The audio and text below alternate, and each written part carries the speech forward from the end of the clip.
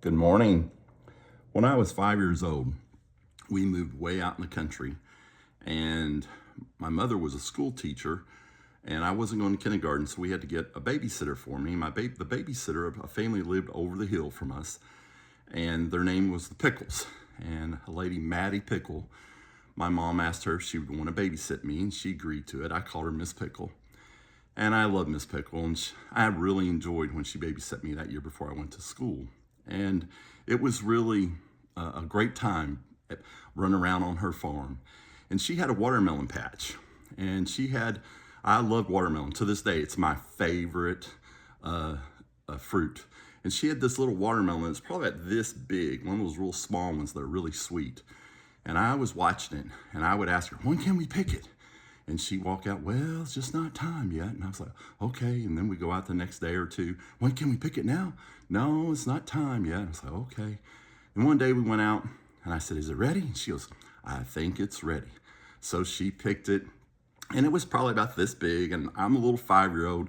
And she goes, let's go put it in the ice box. Now, y'all who are young, the ice box is a refrigerator, but that's what folks our age called it. And I said, let me carry it in. She goes, okay, so we're going to take it in the ice box, let it get nice and cold, and we're going to eat it.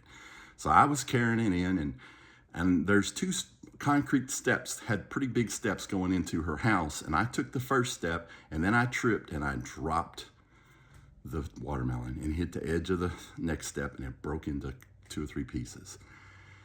And I was just about to cry, and I remember she just rubbed my head, and she goes, oh, honey, don't cry. She goes, and she sat down beside me on the step, and she picked up the watermelon, and she said, let's just eat it here, right now.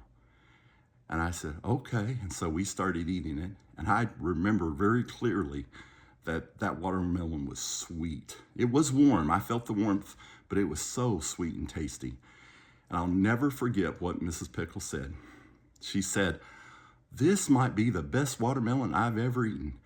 It's really good, warm. She goes, I'm so glad that you dropped it. All I remember is just joy. You know, that day, try not to cry here, Mrs. Pickle showed a little boy kindness and grace. She could have said something like, I should have known better to let you carry it, sort of like getting after her own self, but making me feel terrible. Or she could have said something even worse, like, you need to be more careful.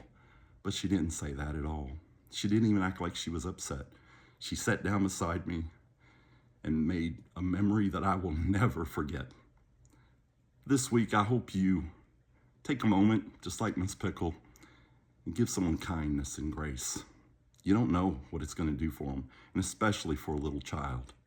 Have a great Monday. We'll talk to you next week.